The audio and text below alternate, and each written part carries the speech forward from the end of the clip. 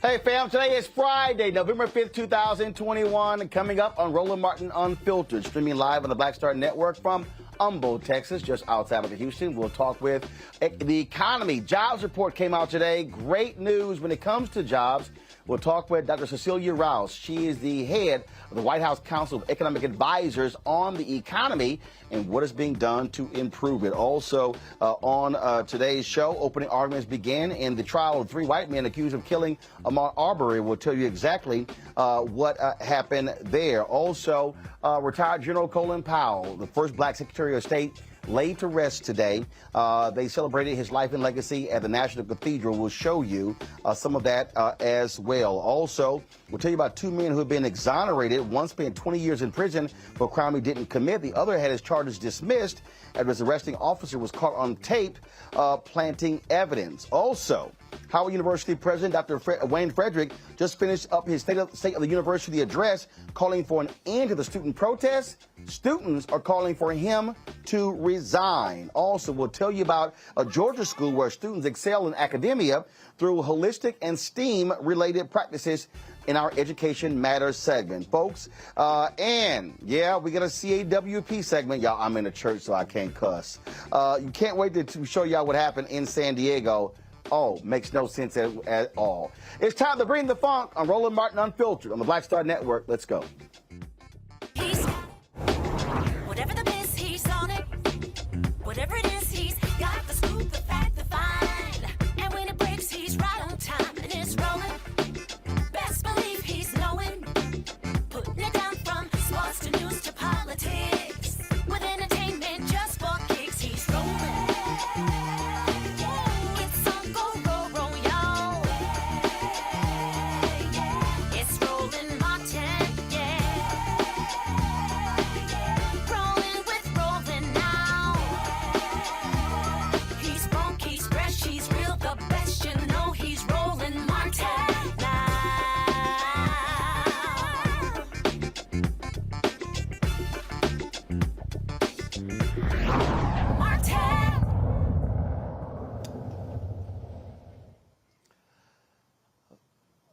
All right, folks, we're coming live from the Lighthouse Church here in Humboldt, Texas, where McDonald's, they've been shooting their gospel celebration, Inspiration Celebration Gospel Tour. We have been doing a series of interviews with many of the folks who are here. It's been some great time we've had having these conversations with them. And so we went a little long with our interview with Yolanda Adams. But trust me, when you see it, you're going to absolutely enjoy it. So that's why we're starting today's show late. So my apologies. All right, folks, the jobs report came out today. Great news with the number of jobs that were created in the American economy last month. 531,000 new jobs were added. The unemployment rate fell to 4.6%. Now, Republicans continue to say the economy is in tatters, but the evidence doesn't suggest that. I had a chance to talk to Dr. CECILIA ROUSE. She is the head of President Joe Biden's White House Council of Economic Advisors, the highest-ranking African-American on the economy in the country. And she walked us through what's going on with the economy, why we've had challenges, and also the outlook ahead. Here's our conversation. All right, so Dr. CECILIA ROUSE, look, I said, we're going to talk economics, what's happening with the economy. I said, I need to talk to you. You lead the White House Council of Economic Advisors. It's always great talking to you. You have this narrative that's going on. We saw it coming out of exit polls on Tuesday. The economy is doing so bad. You look at the job numbers released today. You look at the adjusted jobs report for August and September. Now, I don't measure the stock market, but you look at how that is doing as well. You look at wages going up. I'm just trying to understand, where's this bad economy Republicans keep talking about? Yeah, look, I don't like to focus on any one month of jobs data or economic data, any one particular point. But what we have seen, now we've had several months in a row of data that tell us that our economy is strong and recovering. What we saw with today's job report was that the economy created over 500,000 jobs last month, that it was fairly widespread. We saw big gains in leisure and hospitality, which is a sector that's been particularly hard hit by this pandemic. We saw that the unemployment rate ticked down. So it was a strong report. Look, that said, we appreciate that this report also reminded us that the economy is at the mercy of the virus. And so what I think that part of the challenge that people are feeling is that we're coming out, the economy's gaining, but we are just, we're still in the middle of this virus. We're getting through it. What the president has been just a strong leader on, and which is so important, is that in order for us to truly get back to where we were economically, we're going to have to get past this pandemic, which is why it's just so important for people to get vaccinated. It's been so important that now vaccines are going to be available for children 5 to 11 years old, because we know that as we get through the pandemic, we will recover. This is why the mandates. There was a study done at the University of Chicago. They surveyed a group of economists, and economists never agree on anything, but there was unanimous in agreeing that mandates were going to, again, be important for having a strong recovery. So the economy is doing very well. The part that is providing some pain is that as we're adjusting and coming out of this pandemic, prices are elevated. So we know people are feeling it at the grocery store. We know they're feeling it at the gas pump. But Doc, let's unpack that. And this is why I'm saying that. So, for instance, we're hearing all of this supply chain. But the supply chain issue today is rooted in last year. The average person, look, when you talk about making of goods, you had people who did not have people coming to manufacturing places. They were coming into work. And so what now happens? Now when you have this uptick, people buying stuff, you didn't have folks making the products in the last year. So now you're trying to play catch up. That's why you're impacting the supply chain.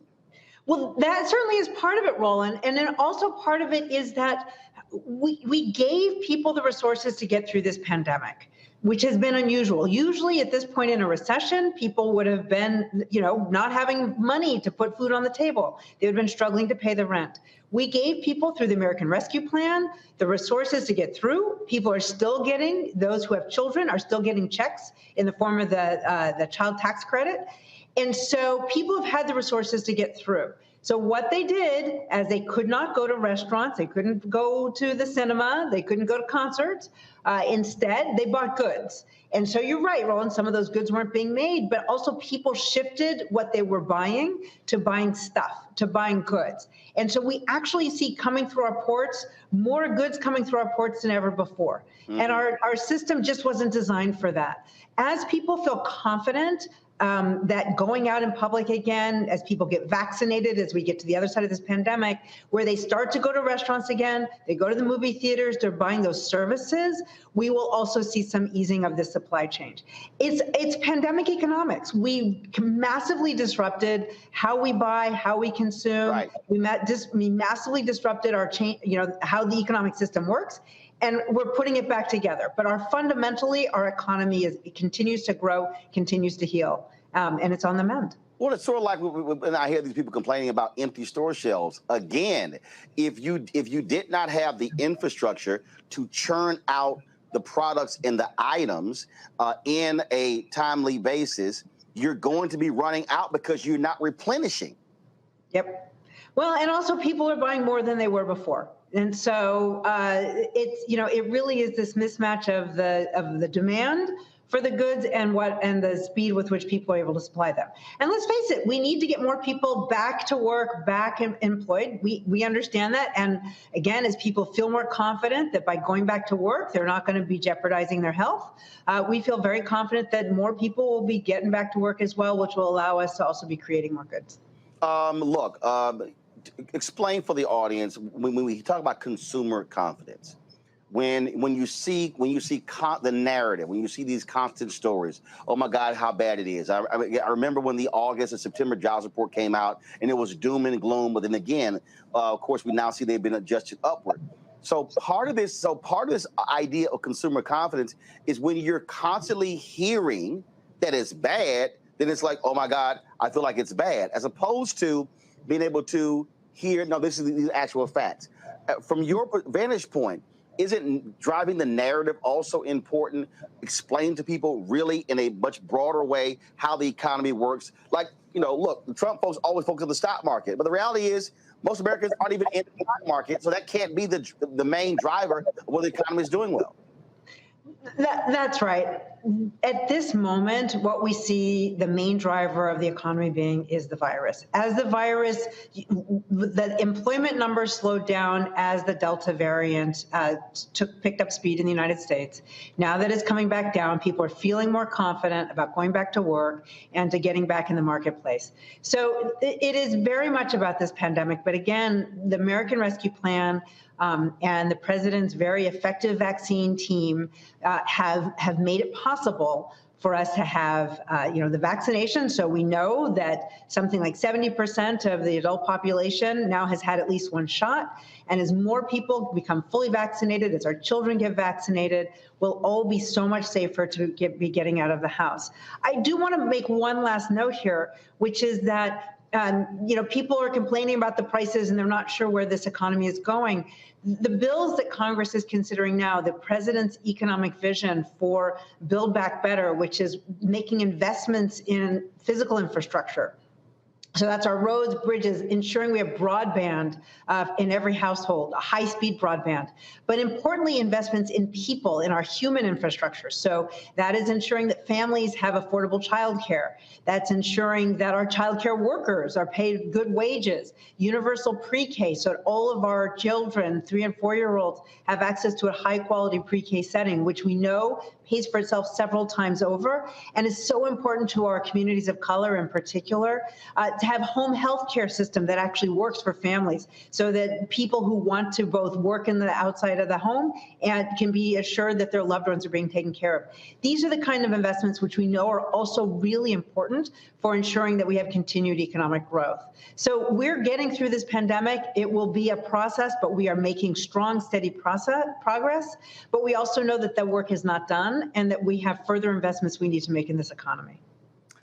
Cecilia Rouse, is always good chatting with you, and thank you so very much for giving us this breakdown of the economy. It's always a pleasure, Roland. All right, see you soon. Bye.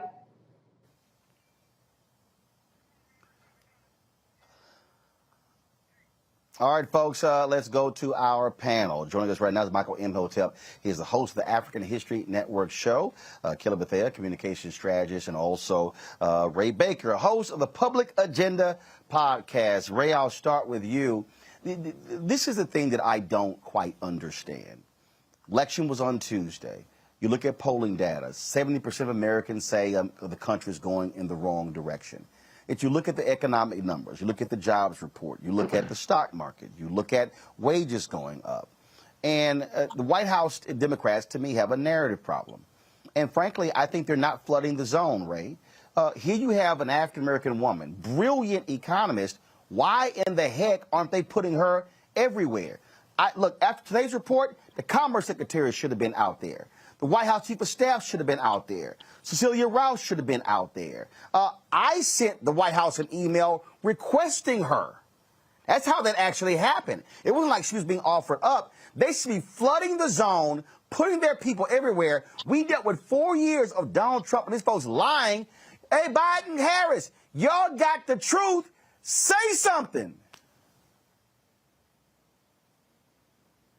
Yeah, I mean, I don't have much to follow up on that with. I think that you're absolutely correct about the need to get the message out there in the narrative. One of the things that's important that for people need to pay attention to, though, is that when there are Americans talking about the country is moving in the wrong direction, they are not making an honest, faith-based argument. The conversation that those folks are having is that they feel like people not like them, Black people, women, people from the LGBTQI community, all those folks, we're talking about those folks, and they think that those folks are getting too much in this society, too much in their economy. But an economist that I know that all of your panelists and you are familiar with, Roland, Dr. Bill Spriggs, talks about the fact that for Black men, the unemployment rate went up. Now, he says it goes up for good reasons because we're talking about more Black men are participating into the labor force. But for high school educated white men, the unemployment rate went down. And so, again, the question is, even if they flood the market or flood the media landscape with folks who will tell the truth, the folks that they're trying to persuade or talking to or trying to counteract the narrative against are not dealing honestly. So truth in the matter of dishonesty cannot matter. And so the only goal that they can have at that point would be to drown out the dishonesty, they would hope, with more truth. But at that point, it just becomes the fuel to the fire for the adversaries they're looking to work against. I just don't understand, Kelly, how Democrats are losing this argument on the economy. If you really want to break down, when did President Joe Biden's approval numbers start going down? With his Afghanistan decision. Okay. In fact, just so I need people to understand how this thing has shifted. When we talk about the economy now, what happened was you had a couple of bad jobs reports in August and September. But guess what, Kelly? The initial numbers were not correct. The numbers were adjusted upward because what happens when they have the initial report, they then go back and they go, okay, let's now examine this. And so here's the deal. The initial August jobs report showed 235,000 jobs. All of a sudden, folks were coming down on the White House, and it's like, oh, my God, the sky's falling. Well, guess what? It was then adjusted where actually 483,000 jobs were created. That's 250,000 more. Then in September, that jobs report initially said 194,000 jobs. Then it was adjusted upward to 312,000. Every single month in 2021, there have been revisions of the jobs report upward of 100,000 jobs per month. Well, the revised numbers don't get as much attention. If you're the White House, your job is to put the attention on the revised numbers. I believe what you're seeing is a communications failure of this White House. In fact, Stuart Stevens, a Republican who was with the Lincoln Project, I want to pull up a tweet that he sent out today that I think fully explains it. Let me find it right here. It came up this morning when the jobs report numbers came out. I saw it, I retweeted it because he was absolutely right. This is what, let's see here. Give me a second here. I'm going to pull up in a second. Let me just blow it up, folks. So don't put it on my iPad just yet. This is what he tweeted this morning. And again, Republicans know how to message. Dow is over 36,000 points. Y'all go to my iPad now. Unemployment has dropped from 6.3% in January to 4.8%. Over 5 million jobs added, a record. 220 million vaccines in 10 months. Only 30% of the country think the U.S. is on the right track. The Democratic Party has a huge messaging problem. That's from a Republican, and they know how to message. They do know how to message. And the reason why they know how to message is because they don't work in silos within their party. With the Democrats, they have this tendency, especially in the past 4 years under Trump, to have this victimhood mentality because, frankly, it worked for them. It's like, oh, see what Trump did. It's, big bad dude. And, look at how he's hurting us. We can't do anything because Trump is X, Trump is Z, what have you. Well, the Democrats need to get out of that victimhood mentality right now because we are the ones in power. Democrats and progressives are the ones in power and have the power to get things done. But now you have the narrative of the big tent that is so big that you have to work in silos in order to get anything done. It is very fragmented, but that is not how things move. The Republicans, and you see this by way of the Lincoln Project and other organizations that are conservative.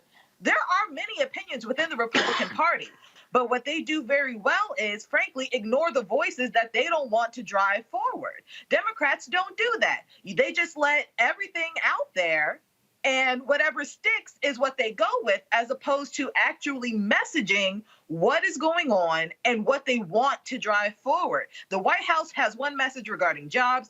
Congress has another message regarding infrastructure and how nobody's getting along. Even the Supreme Court justices have their own message, basically forewarning us that, hey, we may not be able to get what we want as progressive this time around because we have a majority of conservatives who don't know anything. And it's like no one is actually bringing in the reins for all of these messages and actually focusing on one thing. Republicans do that very well. Democrats and progressives, not so much. And they really need to get on the ball if they don't want to lose even more seats come 2022 and even elections beyond that. I don't understand, Michael. It's not actually that hard. It's really not. But the thing is, you have to be willing to actually flood the zone. You have to be willing to put out memes and things along those lines. Look, I've been tweeting all today trying to figure out, I'm sorry, Jamie Harris and the Democrats, where are your viral videos? Where are they? Right. I went to their pages and they don't exist. They don't exist. And so I don't understand what they're doing. I'm sitting here looking on social media and I'm going, all right, I don't see any videos driving the issue of the economy. And I'm going, oh, so y'all just going to let it flow? I mean, I don't get it. I just don't get it. Well, Roland, this is related to why Governor Terry McAuliffe lost. Former Governor Terry McAuliffe, why he lost in Virginia. Back on Friday, October 15th, I was on your show along with Kelly 3 weeks ago, and we talked about the governor's race. We talked about how, and one of the things I said was they should be running on the $1.9 trillion American Rescue Plan that has cut child poverty in half, that had money for HBCUs, are taking money. Over 20 HBCUs use money from the American Rescue Plan and paid off student debt. You had another round of stimulus checks. You had PPP money for businesses. There was money for schools, so schools can get better ventilation, so schools can reopen. That was a transformative bill. Okay, Terry McAuliffe said he was putting pressure on the White House and Congress to pass the infrastructure bill so he can run on that. But you got a $1.9 trillion American Rescue Plan that no Republicans in the House or the Senate voted for. You should have been hammering the hell out of them on that. But see, so it's a huge messaging problem, Okay, maybe they need to get more brothers like maybe they need to get more signals working for them or something like Ray and myself. I don't know, but you know, it's a huge messaging problem. It's a huge messaging problem. So, and then when we look here at the human infrastructure bill, okay, instead of, and many people have been saying, well, look, instead of you keep talking about how much it is, why don't you talk about and educate people on what's in the bill? Lastly, Roland, another huge messaging problem. The American Rescue Plan was the third coronavirus bill, okay? It was passed in early March 2021, less than 2 months after Benedict Donald was evicted from the White House, okay? A lot of people don't associate this bill with Democrats because there were other coronavirus bills. This bill extended the federal unemployment insurance for a number of months. It reduced it down to $300 a month thanks to Joe Manchin, but they still got it. They still got $1,200 a month. You have to brand this. You have to own it. No Republicans in the House or Senate voted for this bill, so you have to separate this from what was done under Trump to let people know this is why you're getting the deposits in your bank account each month and cutting childhood poverty in half. This is why there's money for HBCUs. You have to brand this, and there's a huge messaging issue. Yep, that's exactly that. And so I don't understand it, but guess what? They better focus on it, because if they don't change their messaging, it's going to be a wipeout in the 2022 midterm elections. Folks, got to go to a break. We come back on Roland Martin Unfiltered. More we're talking about criminal justice reform. We're talking about 2 African-American men who are now out of prison, thank goodness, who were wrongfully in prison. We're going to talk about that. We're going to talk also about moving forward. When we talk about these elections that have been taking place, not just a messaging issue, what's now happening on Capitol Hill. Are they actually going to pass these 2 bills? You got this standoff between moderates in the House on one bill, and then you've got your progressives on another bill. So this whole thing is going back and forth. We're going to update what's happening with the trial of the 3 white men accused of killing Ahmaud Arbery. And also, we're going to talk with Allison Riggs. She's with the Southern Coalition for Social Justice. She wrote this particular Twitter thread that was really amazing. That's important for us to understand the context of what's happening in this country when it comes to voting rights as well. And so, folks, we got all of that coming up next right here on Roland Martin Unfiltered, broadcasting live from the Lighthouse Church here in Humboldt, Texas, on the Black Star Network. Back in a moment.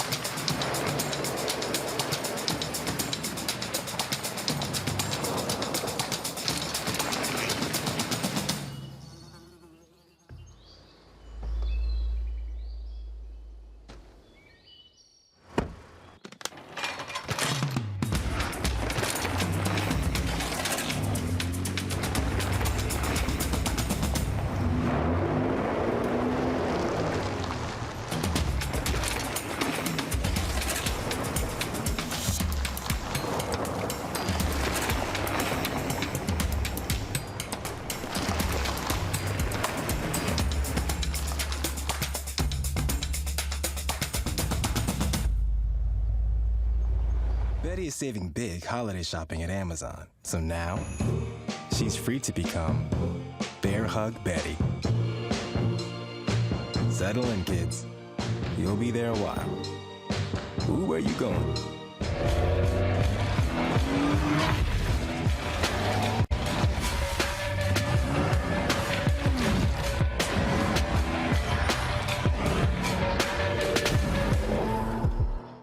Hi, how doing? It's your favorite funny girl, Amanda Seals. Hi, I'm Anthony Brown from Anthony Brown and Group Therapy. What up, Lana Well, and you are watching Roland Martin Unfiltered.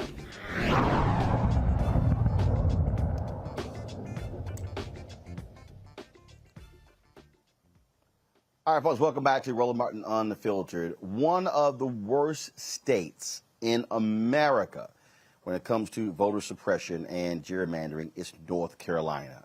Now, folks have been fighting that state. Republicans have been doing some of the most evil things.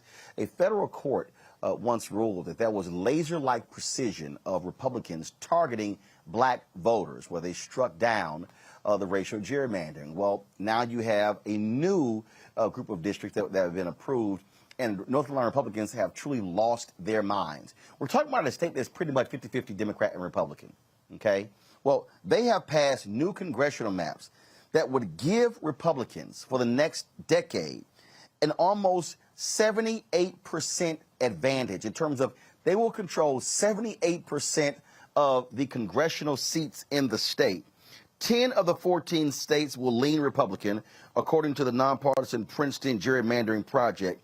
Republicans currently have 8 of 13 seats. Now, the legislature, of course, is responsible for redistricting, and they don't need approval from the governor for the maps to become law. Now, that means that Democratic Governor Roy Cooper cannot veto the bills as well. Joining us right now is the co-executive director of the Southern Coalition for Social Justice, Allison Riggs. She joins us for Durham, North Carolina. Allison, glad to have you here on Roland Martin Unfiltered. You laid out yesterday in this Twitter thread really how devastating it is in North Carolina. It caught my attention, and I said, well, hey, let's get her on the show. So walk people through this because, again, so much attention has been focused on Georgia and Texas and Arizona. But I dare say the most evil acts are taking place by Republicans in your state of North Carolina. It's a constant onslaught, and it has been since the Shelby County decision in 2013. This is the first redistricting cycle we've engaged in, though, in decades without the protections of Section 5 of the Voting Rights Act. And I felt like folks didn't understand how coordinated and aggressive the attacks were on Black representation. It's obvious at the congressional level. That map you just showed is one in which a long-standing African-American Opportunity District in northeastern North Carolina is critically undermined. It's essentially a toss-up district now. On the day the map passed, the National Redistricting Congressional Committee targeted the Black incumbent, G.K. Butterfield, and deemed it a flippable district. So the risk of losing Black representation at the congressional level is very real. And if that district does flip, we're not talking about a 10-4 map. We're talking about an 11-3 map, 11 Republicans, 3 Democrats. But it's not just happening at the state level. And with the vote on the John Lewis Act yesterday, I felt it was so important to lift up some of the local cases that we're seeing in counties formerly covered by Section 5 of the Voting Rights Act. These are small counties, less economically advantaged counties. They're being threatened for doing anything that considers race, striving for anything that approaches race equity. They're being threatened by prominent attorneys with suit. And this all would have been prevented if Congress had acted to restore the Voting Rights Act. And North Carolina continues to be the epicenter of redistricting litigation and attacks on Black representation. It's been that way since the 1980s. And this is why we're putting so much pressure on Democrats in the Senate to move, because if they pass the For the People Act and the John Lewis Act, it would prevent these states from doing that. And that's why Republicans don't want to support the bill. And that's why, for the life of me, I'm sitting here looking at Kristen Sinema and Joe Manchin going, what in the world are the two of you doing? Do you not see what they're doing? And here's the crazy thing. There have been exceptions made in the past for the filibuster. There have been exceptions. So to act as if you cannot make an exception for voting rights is a lie. That's right. Politicizing the Voting Rights Act, particularly the John Lewis Act, is heinous. It's one thing, obviously, for Senator Manchin and for Senator Murkowski to support this bill, but supporting it when it won't go anywhere leaves millions of voters of color without protection. Congress did the right thing. They proposed a new Voting Rights Act that addressed the concerns of the U.S. Supreme Court. It's Congress's job to push through this law that is absolutely necessary to effectuate the promises of the 14th and 15th Amendment. In fact, Democrats actually put this video out, folks. Let me know if y'all had that video queued up in the control room. Because when you talked about Congressman John Lewis, guys, do we have it? All right, when you talked about Congressman John Lewis, to me, there's nothing more offensive, even when he was alive, to watch these Republicans laud him and praise him and travel down to Selma with him and then come right back to the nation's capital and vote against these bills. How embarrassing to have a black United States senator who's a Republican and Tim Scott vote against ending the filibuster when it comes to the voting rights. And so this is what the Democrats put together, this particular video here, that shows you what Republicans say and then what they do when it comes to the late Congressman John Lewis and voting rights. Our society has only marched toward justice because great figures like Congressman John Lewis took it upon themselves to lead the way.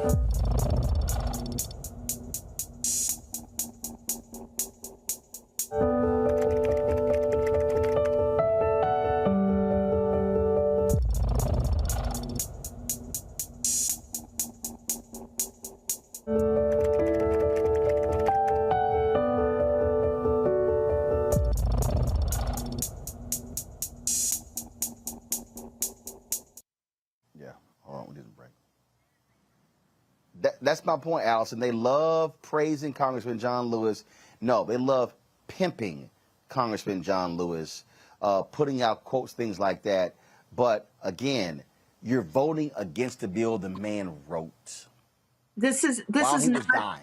That's right. This is not ancient history that we're fighting for. The right of the franchise, access to the franchise for black and brown voters.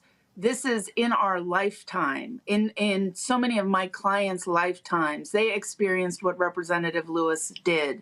Were beaten and bloodied, fighting for the right to cast a ballot, the right to have a vote counted equally, without regard to race. And it is enormously disrespectful and painful to see Representative Lewis's legacy being undermined by the failure to move these bills. Yeah, it's been shameful, and so we just want people to understand why we are going to continue to press this issue, Allison. We appreciate an organization like yours out there on the forefront because it is very difficult when you have these Republicans who are funded by billionaires. When you take the Koch network, when you take what's going on here, they know exactly what they're doing, and so it's even more shameful when you have Democrats who are unwilling to stand up and lead. Yeah, there's still time to fix this. There's still time to pass the Freedom to Vote Act and the John Lewis Act. There is time to provide relief during this redistricting cycle, but the time to act is now. Yep, absolutely agree. We appreciate it. Thanks a lot. Thank you for having me. Go back to our panel here. Kelly, I'll start with you. It is unconscionable for people to understand what's going on here. And it was literally right after the Republicans could not wait after the Supreme Court decision. They could not wait to attack voting rights. And if people don't understand why they're doing it, they're not paying attention. I feel like no one's really paying attention to this because they're taking voting rights for granted. And again, this actually kind of goes back to messaging regarding the Democrats.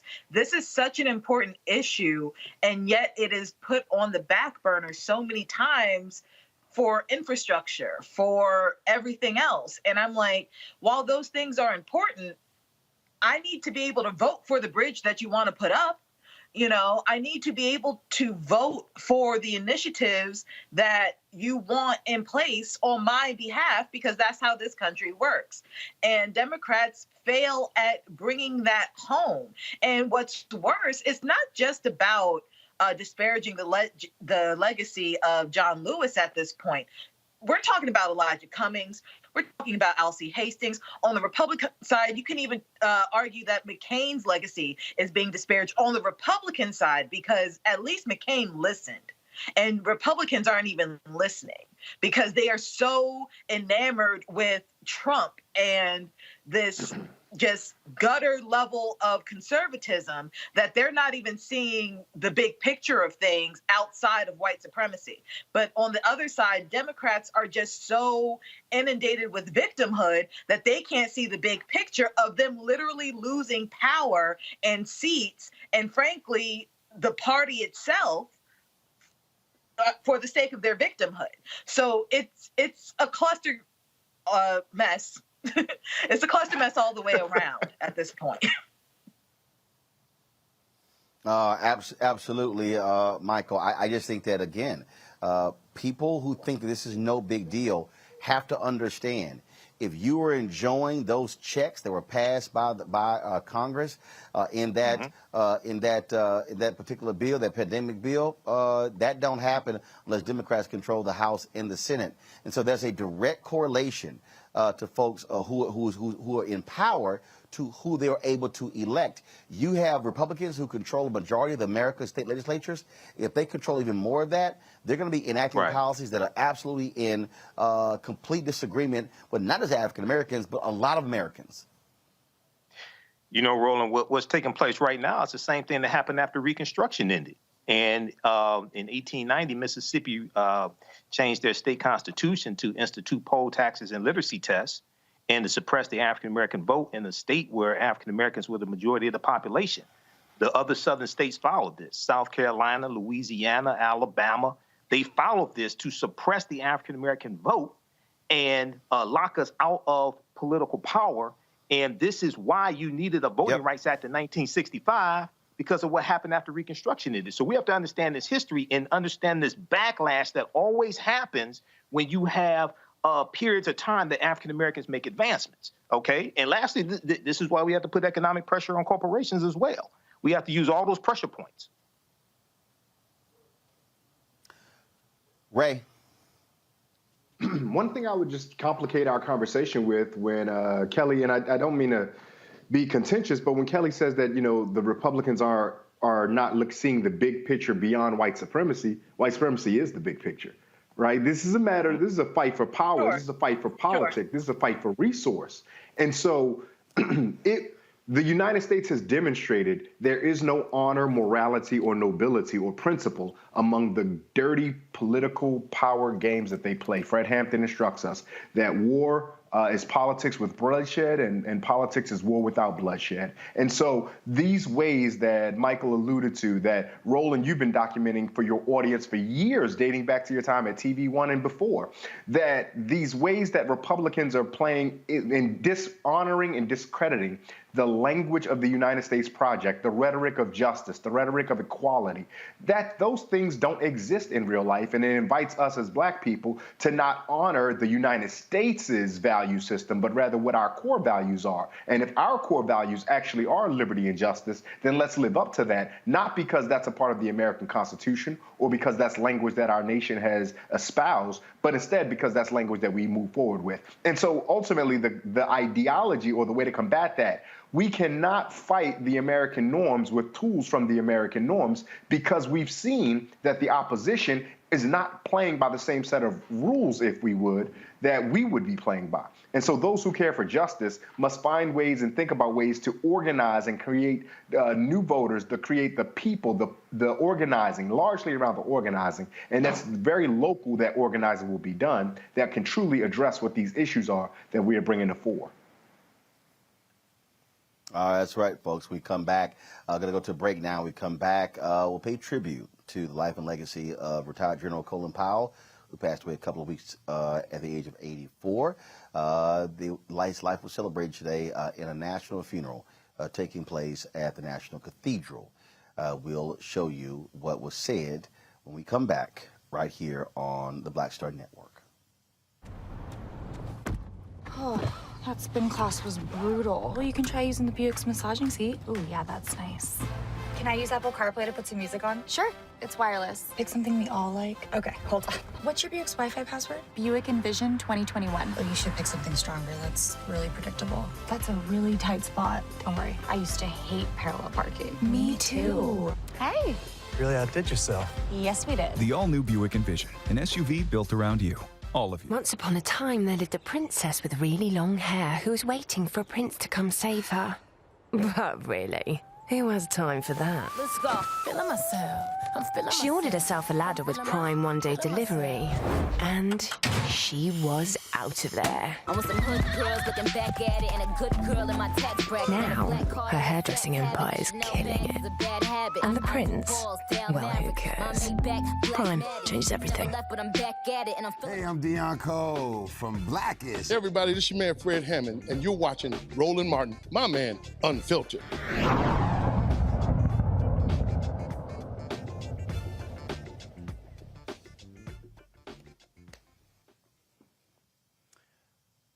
All right, folks, we are here at the Lighthouse Church in Humble, Texas, just outside of Houston. We've been here for the McDonald's Gospel Inspiration Celebration Tour, and so we can't wait to bring you some of the interviews that we've been doing here in my hometown of Houston. Today in the nation's capital, retired General Colin Powell was laid to rest. The nation's first black Secretary of State was feted the closest you come to a state funeral, if you will. 3 former presidents were there. President Joe Biden was there. I'm sorry, 2 former presidents. President Joe Biden was there. Former President Barack Obama, former President George W. Bush. They were all in attendance. Dignitaries from all across D.C., power brokers were there to pay their respects to General Colin Powell. Here's some of what took place today at the National Cathedral. And acknowledge Alma Powell, Michael and Jane Powell, Linda Powell, Anne Marie and Francis Lyons and the grandchildren. We're here for your father, your husband, your granddaddy, and quite a turnout it is. If I may, President Biden, Dr. Biden, thank you very much for your attendance, particularly after the arduous trip. President Obama, Mrs. Obama, thank you so much for being here, and thank you for leading our nation for 8 years with wit, wisdom, and dignity. And President and Mrs. Bush, thank you so much for being here. You led our nation through the horror of 9/11, did not let us take counsel of our fears, and brought us out the other side on this war on terror. Thank you. And Mrs. Clinton, so what do I say? Do I say First Lady? Or do I say Secretary Clinton? Or Senator Clinton? I think I'll just content myself by saying we thank you for your years of service to our nation. My heart is sad, for I have lost a friend. Alma, Michael, Linda, and Anne-Marie, the remarkable Powell family, I'm grateful to you for inviting me to share my thoughts in this hour of celebration and remembrance. In 1993, when I began serving as America's ambassador to the UN, General Colin Powell was already in his final months as chairman of the Joint Chiefs of Staff. At White House meetings, I came equipped with a yellow pad. He brought a laser pointer and an array of multicolored slides. I wore a pin. He wore a lot of medals. I was a mere mortal female civilian. In the wake of Operation Desert Storm, he was the hero of the Western world. On policy, the general and I didn't always reach the same conclusions, and in fact, he would later recount that one of my comments almost gave him an aneurysm. Although we were the same age, he and I were shaped by different experiences and had different ideas and represented different departments. But over the past quarter century, we also became very close friends, an experience I know that I have in common with many of you. The reason is that beneath that glossy exterior of warrior statesman was one of the gentlest and most decent people any of us will ever meet. As I grew to know him, I came to view Colin Powell as a figure who almost transcended time, for his virtues were Homeric: honesty, dignity, loyalty, and an unshakable commitment to his calling and word. These were the same traits he sought tirelessly to instill in the soldiers under his command, the diplomats he led, the colleagues with whom he worked, the readers of his books, the audiences that flocked to his speeches, the students of the Powell School for Civic and Global Leadership, and the thousands of young people who benefited from the America's Promise Alliance that Alma and he championed. He relished the opportunity to connect with other generations. And it's always the right time, he told us, and I quote, to reach out to someone who's wanting to look up, and to each in our own way to help put that fellow American on the road to success.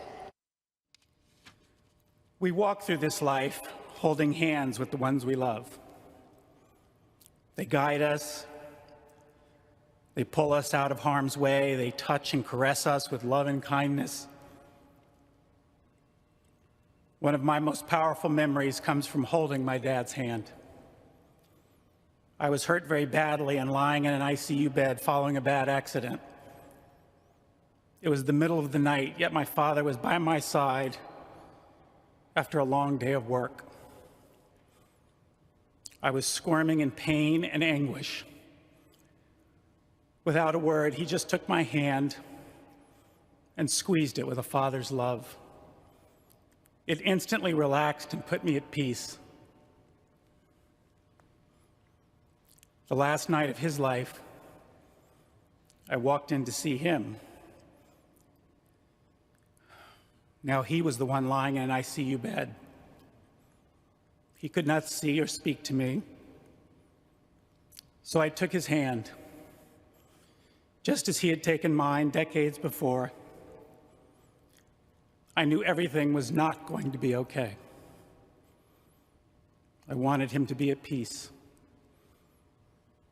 But again, I felt my father's love in that hand. That hand that took my mother's hand in matrimony. That hand that held me as a baby. That hand that signed report cards, tossed baseballs, and fixed old cars.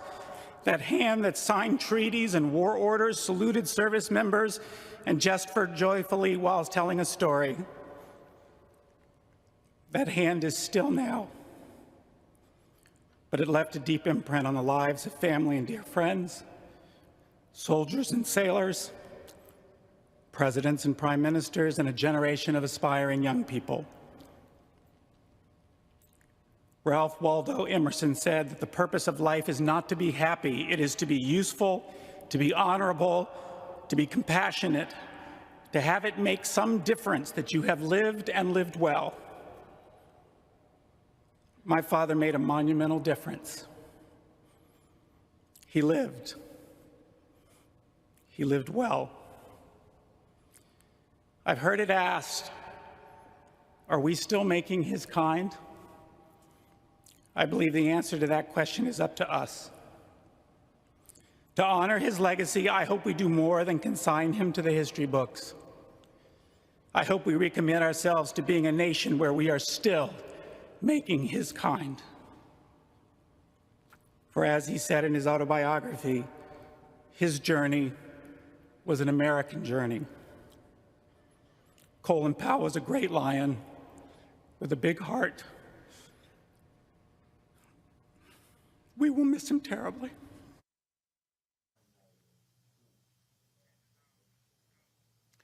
You know, Michael, a couple of weeks ago, we were in Atlanta for the Global Hope Forum, and I interviewed Ambassador Andrew Young, and I posed the question to him about Colin Powell. There were some who criticized, saying that he was not fully in touch with his blackness and was not really identifying with African Americans. And Ambassador Andrew Young cussed. I'm gonna pass this off, so I'm not gonna say what he said. But he said BS. He said Colin Powell was a black man. Colin Powell was an African American, and he was somebody who was proud of who he was and who his people were. Yeah, and having never met Colin Powell, you know, I'll take Ambassador Young's word for that. And we saw that with, I think one of the ways we saw that was with, you know, first of all, we've always had African Americans who were conservatives, who still identified with their blackness, but they were conservatives. Okay, number one. Two, when he left the Republican Party as well. And then I remember, you know, I played on my show in 2008 when he endorsed then Senator Obama, and went through the reasons. He was on Meet the Press, and he went through the reasons why as well. He endorsed Senator Obama. So yeah, you know, we've always had African American men who were in touch with their blackness, who may have been conservative. Okay, so that's I believe that. We may disagree with certain stances he took or what have you, but yeah, he was in touch with his blackness. Ray Baker, this is, you know, it's one of those things that's very interesting when you are someone like a General Colin Powell.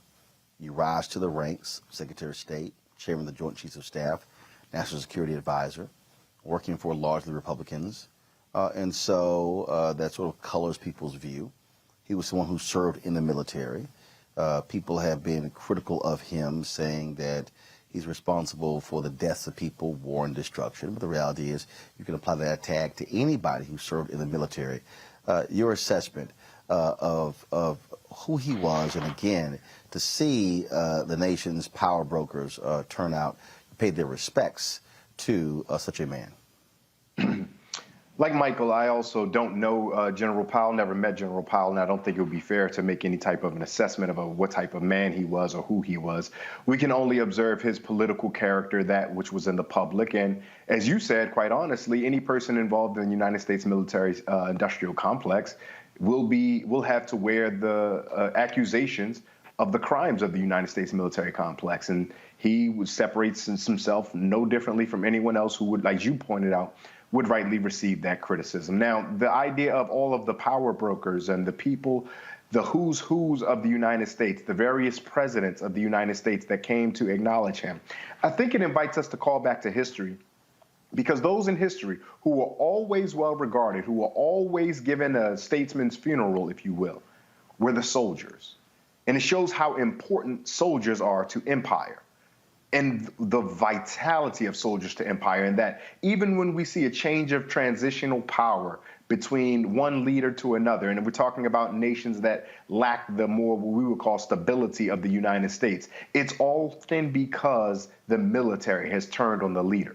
And so one way to truly understand what is empire, the function of empire, is the reverence that empire and leaders of empires give to the soldiers who've done some of the most important work. Kelly. I actually did have the pleasure of meeting Colin Powell. I was 12 years old, and he went to my elementary school for some type of assembly photo opportunity with Gilbert Arenas, of all people. So that kind of dates, you know, when I was 12. Nevertheless, when his son talked about his hand, that got to me today because I shook that hand. And while I can't speak on his character on a professional level, for someone who was 12 years old to meet her biggest hero at the time, because this was Obama before Obama, right? This was the black man, so to speak. For me to have met him and for him to have shaken my hand and actually encouraged me in the 30 seconds I was able to converse with him on a mature level, so to speak, that shows you how much reverence he gave to everyone, not just national leaders or international leaders, but children as well, because he really did think that children were the future. And here I am now, no longer 12 years old, witnessing everyone worth a grain of salt honoring a man who really served his country to the best of his ability well. For his son to also say not to emulate his resume, but to emulate his character. That is the legacy that Colin Powell left on me, because I certainly cannot emulate his resume, but I sure hope that in my time on this earth, and certainly in my own career, that I can emulate a modicum of his character. Absolutely. I had the pleasure of meeting General Colin Powell on many occasions, sitting down and talking with him. And I can tell you, he absolutely was an authentic African American. You can not like the fact that he was a Republican, but the bottom line is he was a brother, pure and simple. And so we certainly appreciate his service. Certainly condolences go out to his wife, Alma. I had a chance to meet with her. Of course, a lot of time I've spent with his son, Michael Powell, as well, and his other children as well. So certainly our condolences. All right, folks, got to go to a break. We come back. We'll give you an update on the trial of the 3 white men accused of killing Ahmaud Arbery. Opening statements have begun in that trial in Georgia. You're watching Roland Martin Unfiltered right here on the Black Star Network.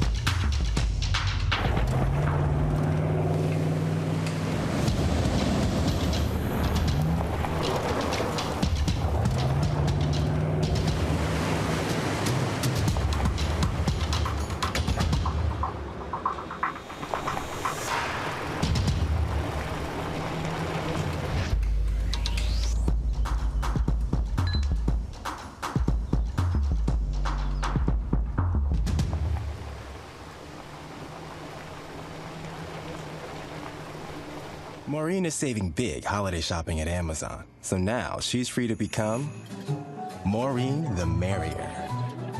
Food is her love language, and she really loves her grandson. Like, really loves. Hey, I'm Donnie Simpson. What's up? I'm Lance Gross, and you're watching Roland Martin Unfiltered.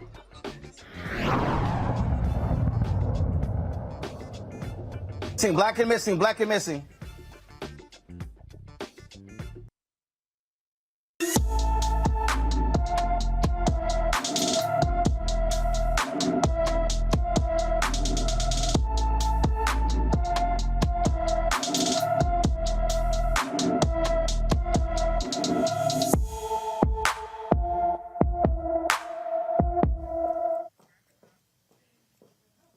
All right, folks, every day here on the show, we feature an African American who is missing. Unfortunately, these stories do not get the kind of attention they richly deserve. And so what we have been doing is showcasing someone, again, who's come up missing every day. There's too many African Americans across the country who fall into this category where their stories do not get the attention that they deserve. So therefore, we're going to keep continuing to do this. 17-year-old Antija Sturgis hasn't been seen since September 27th. She was reported missing from Salisbury, Maryland. She is 5 feet 4 inches tall and 130 pounds with black hair and brown eyes. If you have seen Antija or know her whereabouts, please call the Salisbury Police Department at 410-548-3165, 410-548-3165. Folks, in Illinois, Jelani Day's family is not giving up on finding out how he died. Of course, the Illinois State student was found in a river there, but his family say he didn't commit suicide. Today, they marched for justice for Jelani Day that was attended by the Reverend Jesse Jackson Sr. and others. They were chanting justice for Jelani to Bloomington, Indiana, and to demand answers about the death of an Illinois State University, Bloomington, Illinois. Now, Jelani's mother, Carmen Bolden Day, is just wanting answers about how and why her son died. I'm asking. I just need information on my son. That's it. I just want to know what happened to him. I know y'all want to know now because I've made it your business to know what happened to him. Yes. Right. So we all want to know what happened to him. So please help me in this journey to find out what happened to Jelani. I need the Bloomington Police Department not to think that they are exempt from following what happened to Jelani because his car was in Bloomington, in Peru. This is where it started. This is where it started. And so the Bloomington police should be on their job. They should be wanting to know what happened to Jelani as well. Not because I done made all this noise, but because Jelani was important. Jelani was somebody.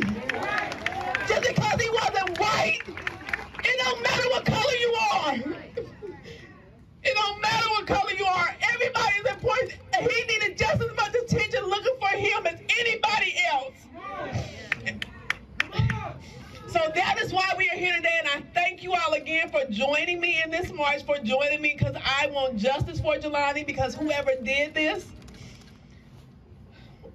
woe be unto you, because you are going to be held accountable for what you did to my son.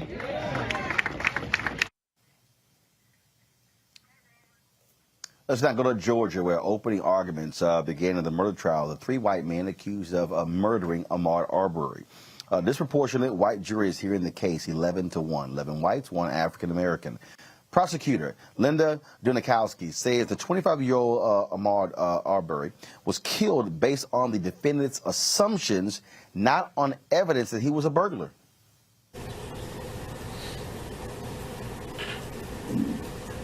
what's difficult to see, what you just saw, was Travis McMichael raising up his shotgun. The Remington 12 gauge. For absolutely no reason, because where's Mr. Arbery? Look how far Mr. Arbery is. Mr. Arbery's under attack. He's being driven forward by Mr. Bryan in his pickup truck. He's running away from this pickup truck that's already tried to hit him 4 times toward the McMichaels. Yet the defense said that no, they believe the burglary was taking place and they were simply trying to stop it. Ahmaud Arbery face to face for the first time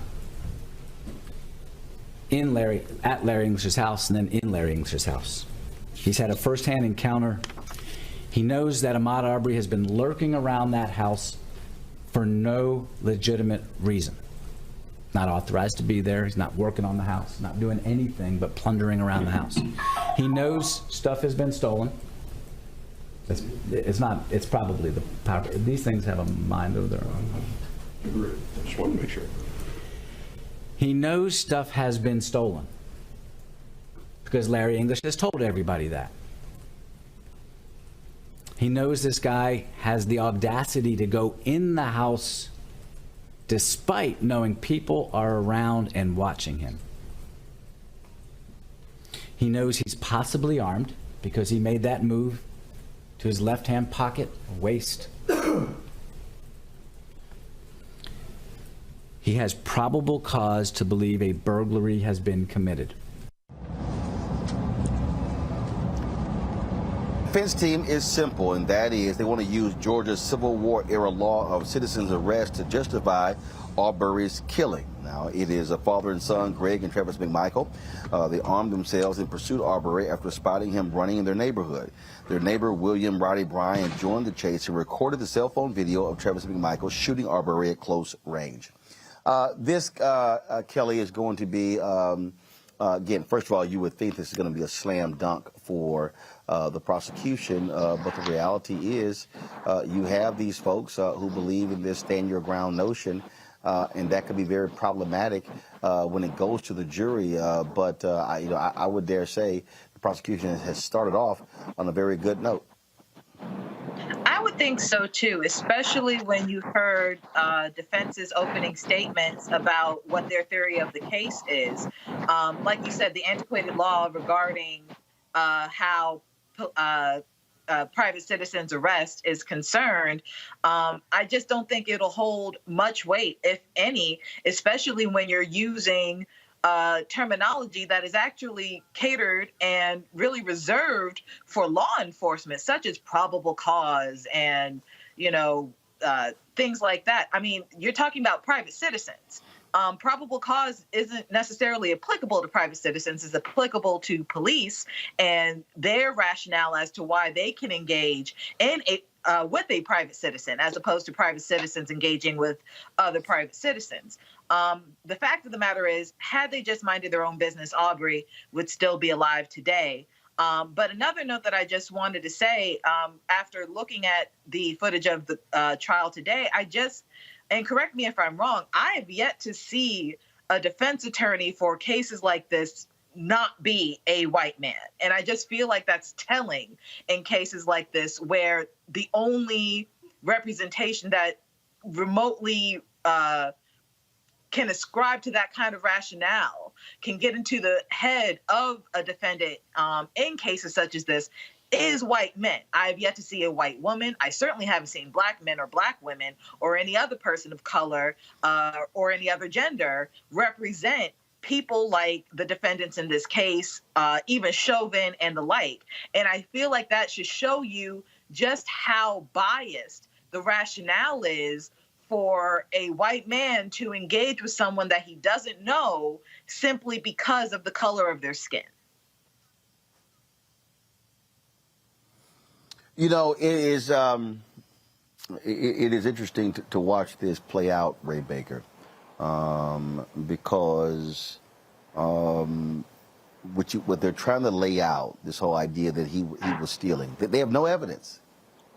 They have no evidence that he stole anything. As the prosecutor said, they are assuming that's what led them to do what they did. They saw him and they said, oh, we had burglaries, got to be him. Yeah, I mean, I think the obvious point here is the belief in the inferiority of black people, right? And if we're thinking about whether or not justice will be adjudicated, again, we cannot apply reason or ration to this because white supremacy is irrational, yet it's still pervasive. Because the idea of the people of Glenn County will look at, the defense attorney is, I think, brilliant. And the reason I say that the defense attorney is brilliant is because the defense attorney is making this case and is saying this subtly. You don't trust black people either. You don't believe black people either. So will you put these folks who don't trust and don't believe black people, but had the audacity to take justice into their own hands in jail for doing what exactly you would do if you were in this position?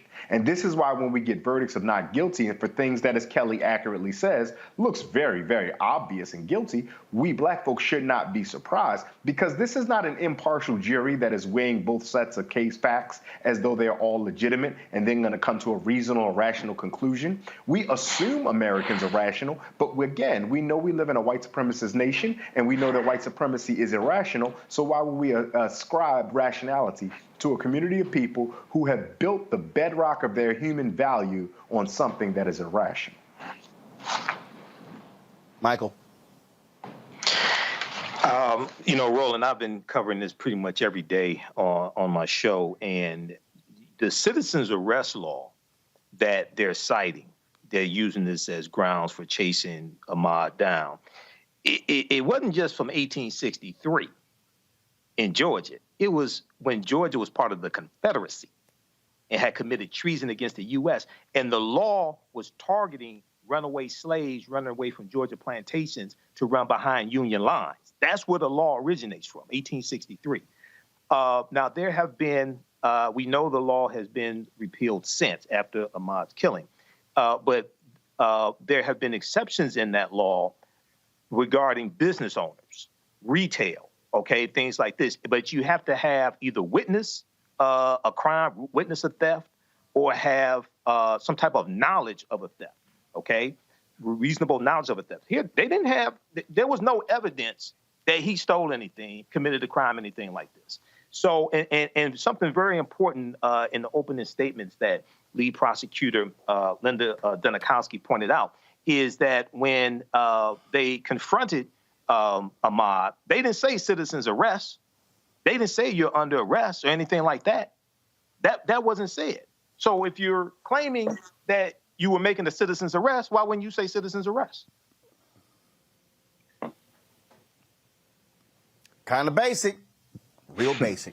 Got to go to a break. When we come back, we'll give you an update of the case of the black woman shot and killed in Fort Worth, the status of the trial of the officer who shot her. That's next on Roland Martin Unfiltered on the Black Star Network.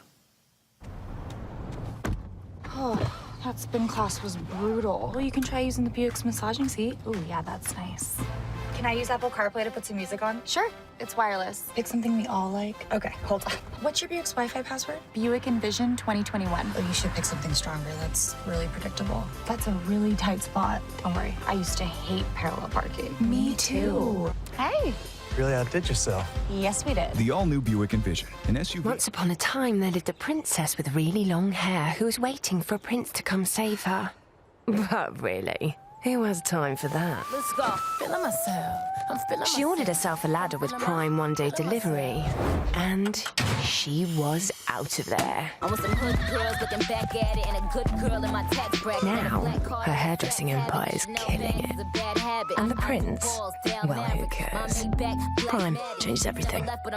Hi, I'm Vivian Green. Hey everybody, this is your man Fred Hammond, and you're watching Roland Martin, my man, Unfiltered.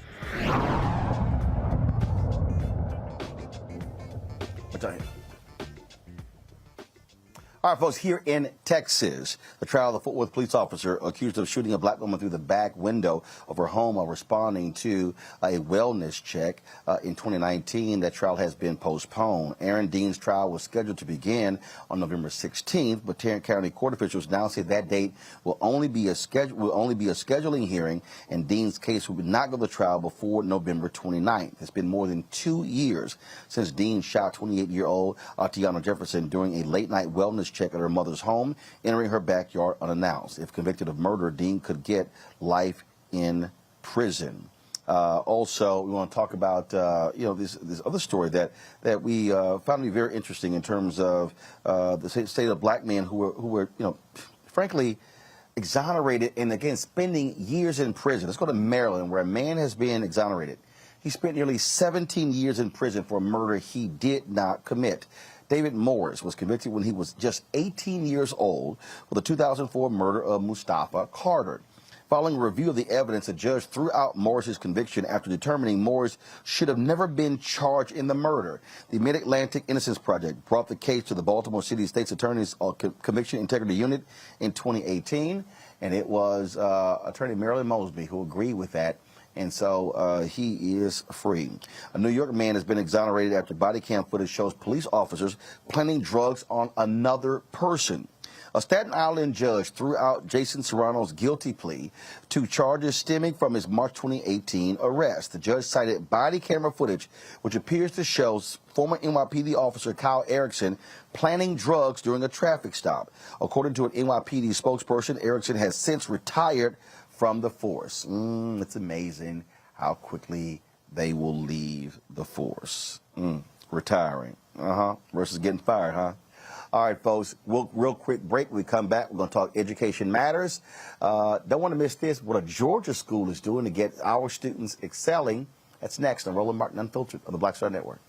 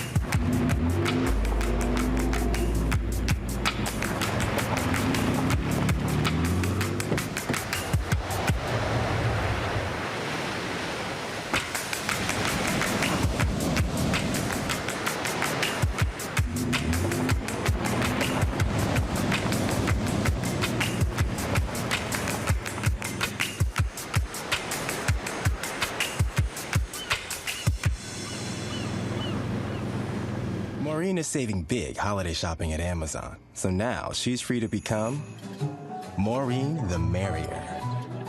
Food is her love language, and she really loves her grandson. Like, really loves. Hi, I'm El DeBarge. Hey, yo, Peace World. What's going on? It's the Love King of R&B, Raheem Devon, and you're watching Roland Martin, Unfiltered.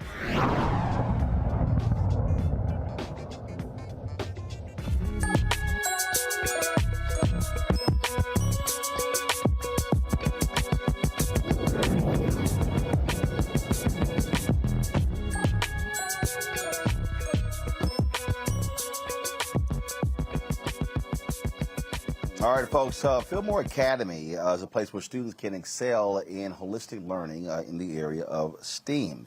Located in Stone Mountain, Georgia, the Academy was founded in 2016 and is centered around excellence in every aspect and exposure to career pathways in STEM and the arts.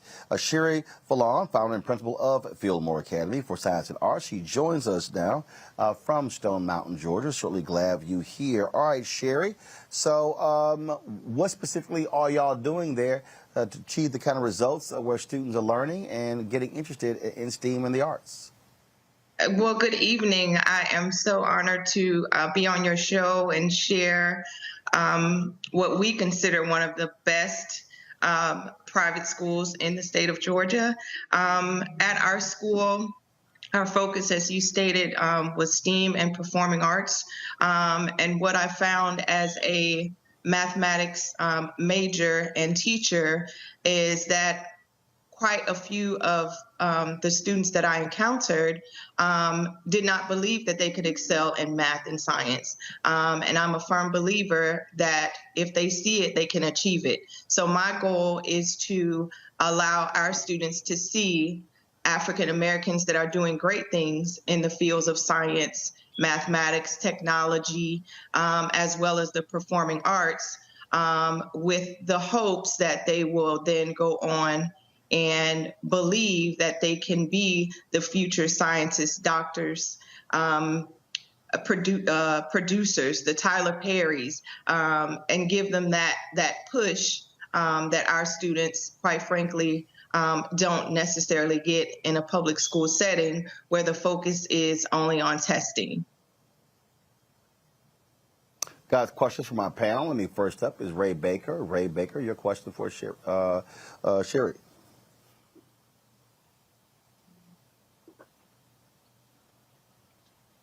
Oh, sorry, Ray's not there, so let's go to Kelly Bethea.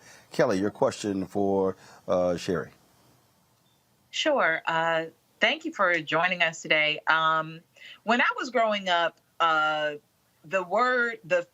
acronym was just STEM, and I understand that STEM is still something that is commonly used, but the fact that it is now STEAM and A standing for the arts, I would like your opinion on how you think the arts actually helps those who like STEM as well. And I ask that because I was inundated in the arts as a kid, and I still am to an extent.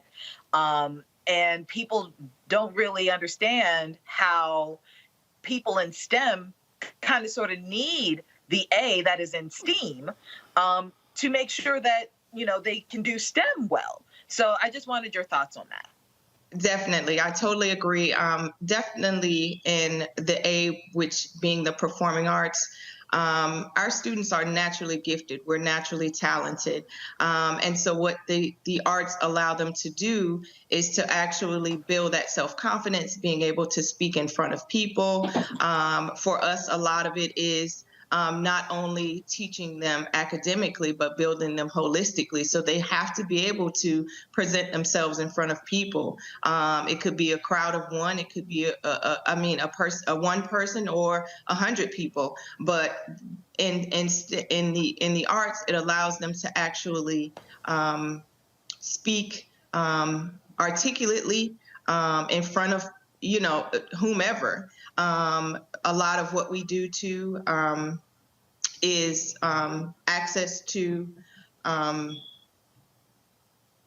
etiquette. And so those things play a huge role in their representation as well. Because unfortunately, you know, you are who you present yourself to be. So, you know, we make sure that they're able to articulate who they are in front of people at all times. Michael MHOTEP, your question. All right. Thank you, sister. This is great what you're doing. When I was in middle school, I was in what's called DAPSEP, Detroit Area Pre-College Engineering Program. And I remember having science fair projects in middle school. I did one dealing with static electricity. Can you talk about some of the science fair projects some of the students have done some of the creative things. You know, our children are naturally drawn to technology. Can you talk about some of the creative things that your children have done dealing with science fair projects, things of that nature? Sure. So our science program is one that is hands-on. So they actually start taking hands-on science beginning in pre-K.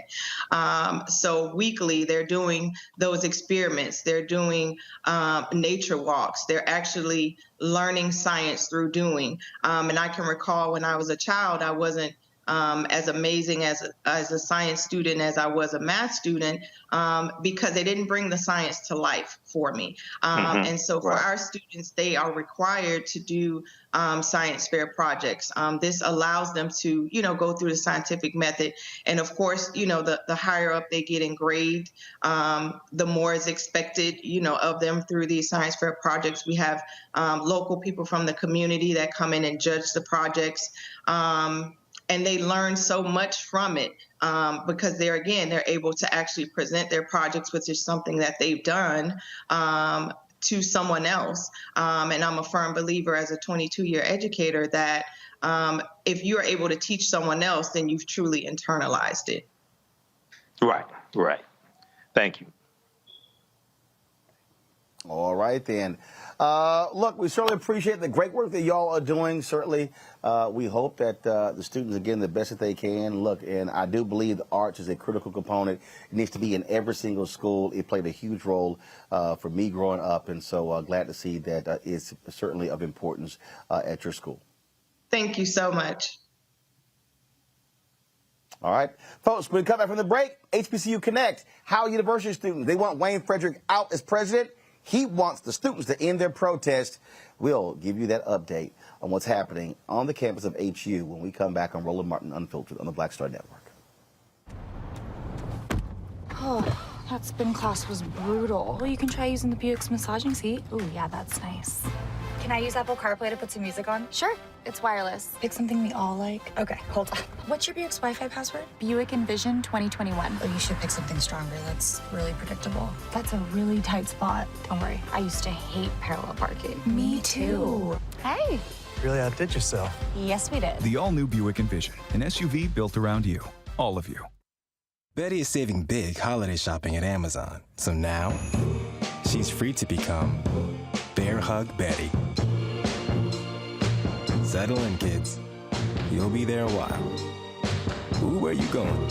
Hi, I'm Eric Nolan. What's up, y'all? I'm Will Packer. I'm Chrisette Michelle. Hi, I'm Chaley Rose, and you're watching Roland Martin Unfiltered.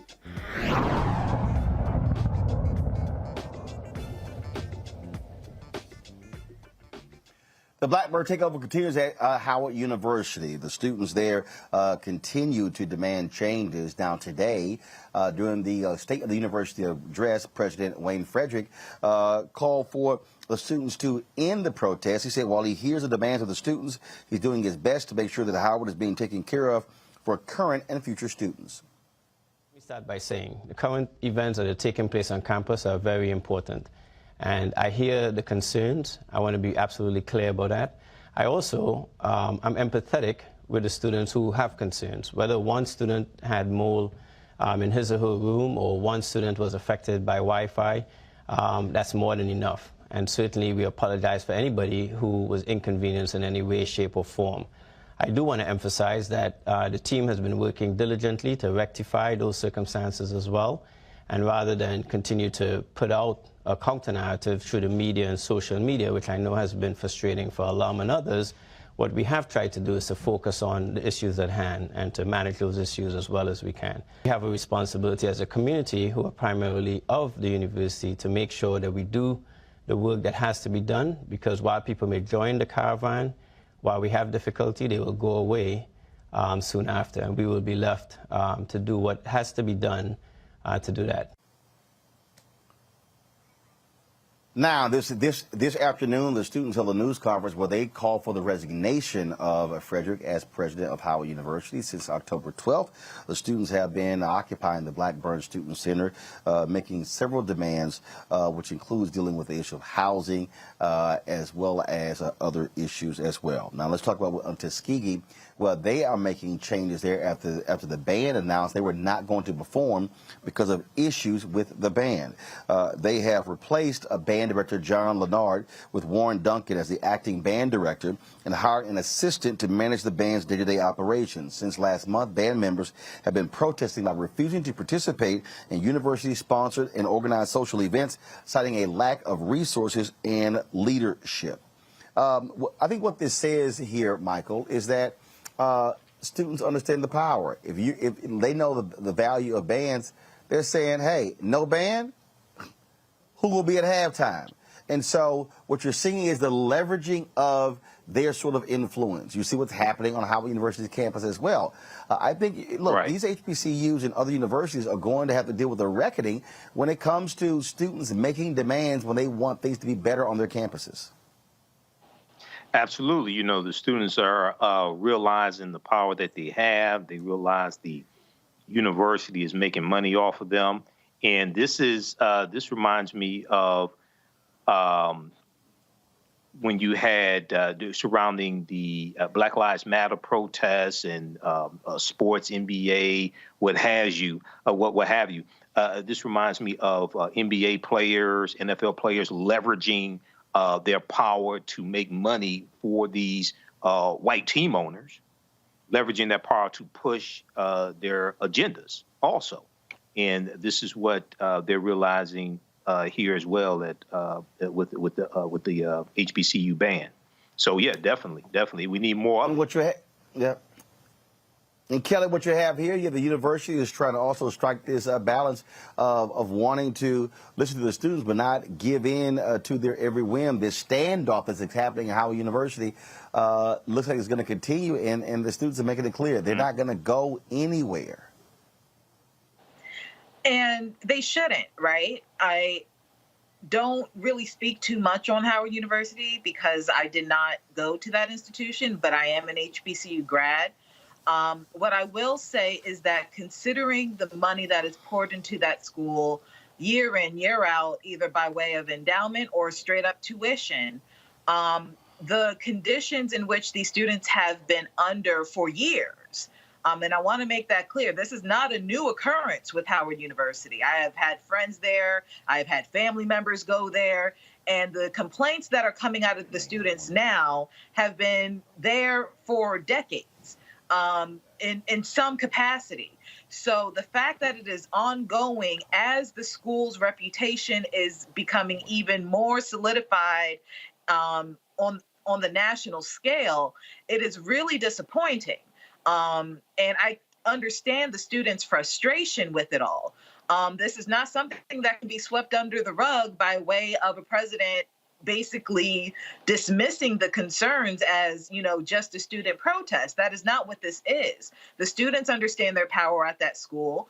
It is high time for faculty and administration, really administration, to recognize that their power lies within the students and the faculty at large there. As for the incident at Tuskegee, again, I can't think of a HBCU football game that I went to solely because of the football team itself. As wonderful as the football team is, I go for the band, I go for the camaraderie, and I go for the entertainment. So the fact that you have band members, again, complaining about conditions of their instruments, which are vital for that entertainment, when you are talking about students who are not getting the money that they need to stay in the band by way of lack of scholarship money and the like, you really have to take a good look at the structure in which these students are under so that, frankly, things can just get better because they deserve that. Absolutely. All right, folks, real quick break. We come back. Ooh, crazy ass white person. I got to show y'all what happened. It's the Roland Martin Unfiltered.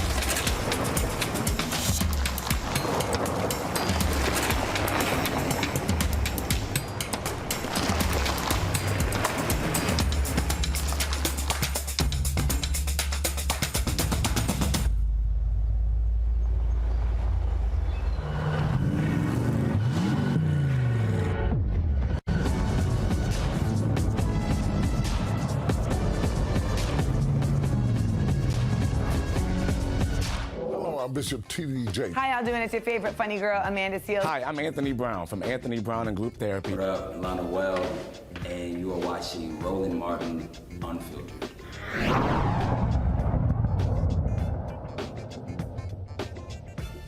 No charcoal grills are allowed. I'm white. I got you, huh? Illegally selling water without a permit on my property. Whoa! Hey! You don't live here. I'm uncomfortable. Jason Robo decided to show up for a discussion about coronavirus vaccines at a San Diego Board of Supervisors meeting. He decided to go on a vile racist rant, calling some of the members names and even wishing death upon them. But Supervisor Nora Vargas was like, yo, we ain't having that. Watch this. Traitors. We showed you guys pandemic indoctrination, and you know it's a premeditated scam, and you voted for it. It shows that you are traitors. I mean, it's suppressed on the internet because trying to find the truth in this world is like trying to find a kid at John Wayne Gacy's house. You got to dig for it. You act like you care, but all you care about is the CARES Act money. You are minions of the pharmaceutical industry. The healthcare workers, you don't care about them. You care about the owners. And you don't handle crap. Would you say that we can't handle our crap and you basically legislate as laxatives? You say you care, but you make us sick. It's all about fear. You're obsessed with the fear, and then the closure of businesses and beaches. By the way, vitamin D, 80% of people who have died were found to be deficient. So you're killing people basically when you close the beaches. And then you mandate the vax. You're a vax murderer, basically. And we are your adverse reaction. You should resign. Vargas, I can't wait for your arteries to clog. They're not doing it fast enough. And Nathan, you should kill yourself. I don't know where you are, but a dishonorable discharge would be you blowing your brains out. Let's see you tweet that, blowing your bird brains out. And then Lemur, as I like to call you, Lawson Reamer, you're a little monkey. I'd like to see you hang from a tree. And then Wooten, you're fucking Aunt Jemima. And yeah, syrup won't sweeten and cause your diabetic coma fast enough either. You are not allowed to say that to her. You are not allowed to say that to her. I can't say that you're a fat piece of shit. You can call me fat all you want, but you are not allowed to say that. Oh, no. No, I'm They actually responded. Let's have a dialogue. The chair is not here. I'm going to ask you to apologize to her. No. You are not allowed to talk to her that way. You're a piece of furniture. You're a chair. You are not allowed a chair has to more talk to her that intelligence way. than you. Ooh, you're so angry. You are not allowed. Can you please No, turn you're it off? garbage. You are not allowed to talk to her that way. You are not allowed to talk to her that way. No. Absolutely not. Not under my fucking watch. No. Absolutely not. No. No. Your time has expired. Please take a seat. Next speaker, please. You are expired. Your time has expired. Sit down. Next speaker.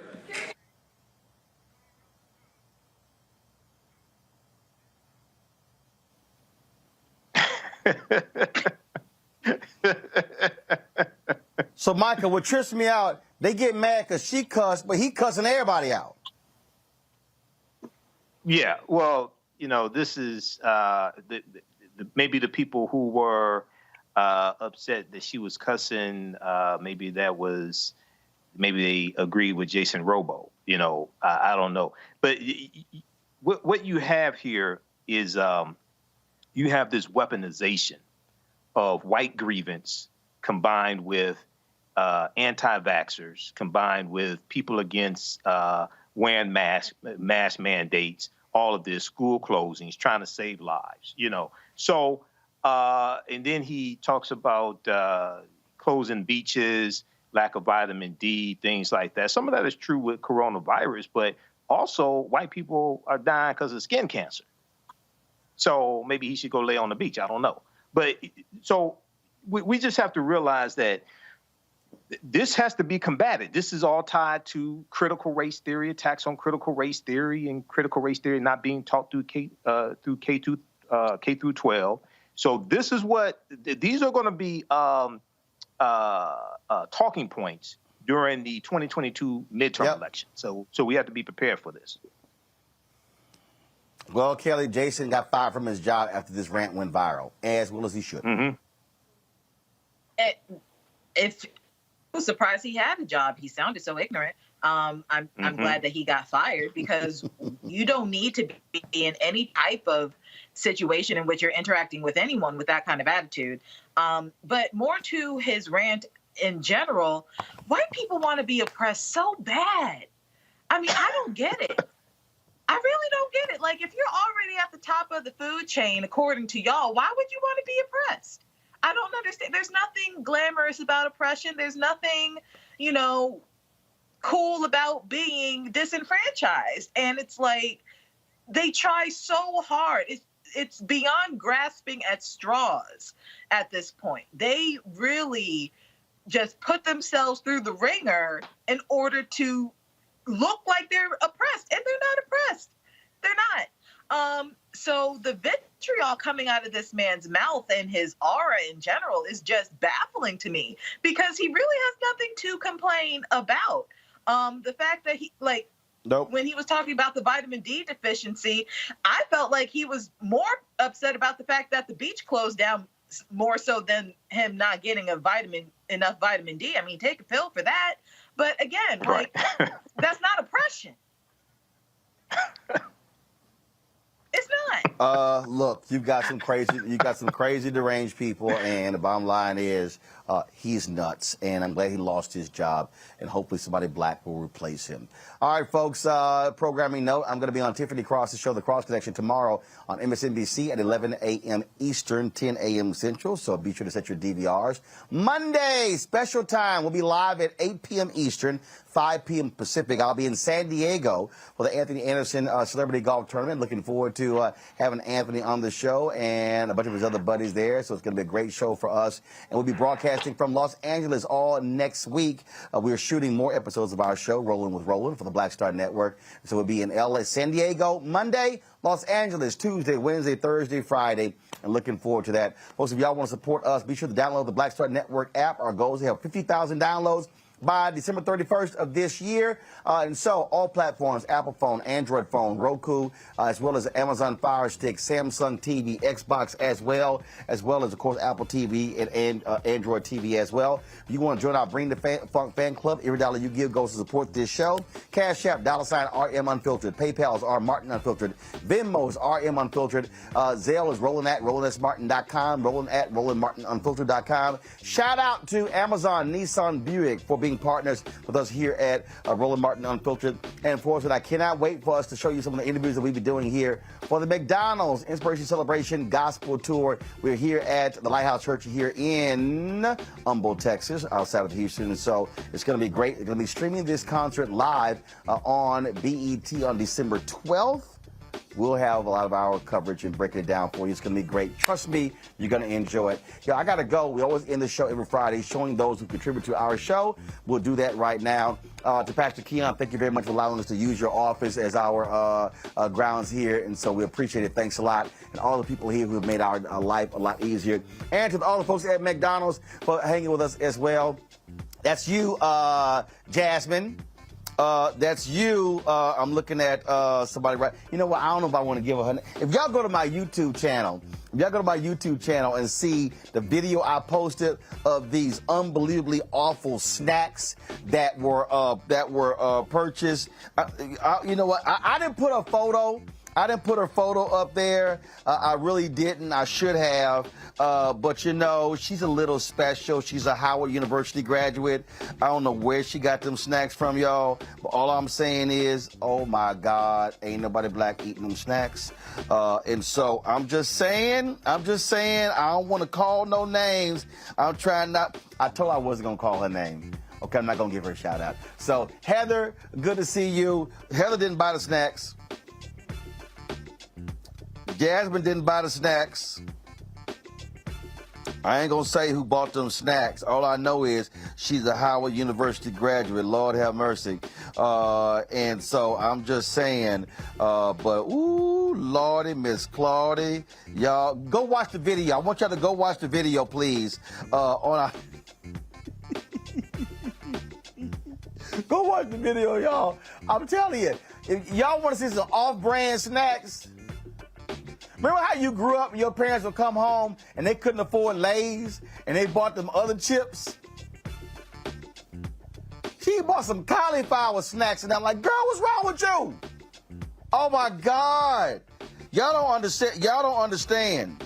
I've been, it's been hilarious as we've been here, and so we've been having lots of fun. So I said I wasn't gonna call. So I'm not. So I promise, Alexia, I'm not gonna call your name. I promise. Alexia, I promise I'm not gonna tell. Oh my bad. Oh my bad. Did I just call Alexia's name? Y'all, Alexia at McDonald's. Alexia, come here.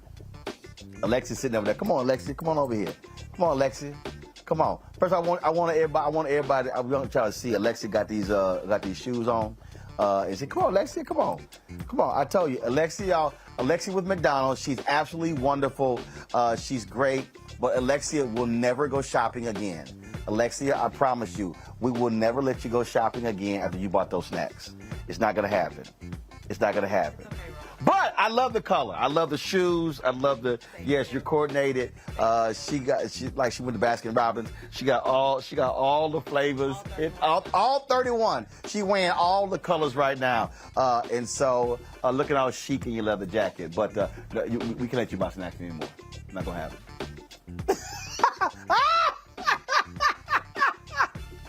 I told her I wasn't going to do it, but I changed my mind. All right, y'all. I'm going to see y'all on Monday, San Diego. Y'all take care. How?